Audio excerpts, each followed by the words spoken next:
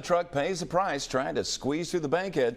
This time, the trailer split in two. No, Byron, this isn't deja vu, but it does seem like this keeps on happening. Our investigative reporter Brendan Kirby is live now near the tunnel. Yeah, and Brendan, this is hardly the first time this has happened this year.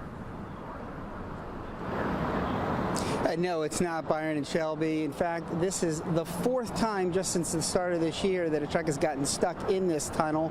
This morning, it caused a traffic nightmare during rush hour. The latest incident involved a box truck heading east on Government Street at about 6 a.m.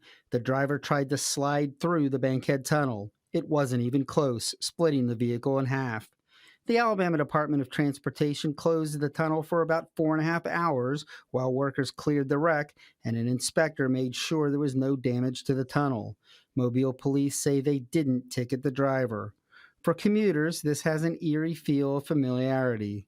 At the end of January, a big rental truck got stuck in the tunnel. 2 days later, a semi-trailer truck got stuck.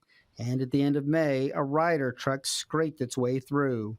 ALDOT spokesman James Gordon says it's not for a lack of warning. I mean, bottom line is up to the driver. It's his or her responsibility to know the clearance of their truck, the height of their truck, and you know, there's plenty of signage ahead of time. It's not just signs. Once they reach a certain point, alarms go off, lights start to flash, signs start to show that you've made a mistake here, and there's also up ahead there's some metal barriers that kind of hit the truck or vehicle, letting you know that that's happening as well. Those alarms can be heard from this control room in Mobile, where ALDOT workers can view 96 screens at one time showing area traffic. I mean, every time this happens, they try to find maybe a better way to let people know. That includes a painted no trucks warning that ALDOT put on Government Street just in the last couple of weeks.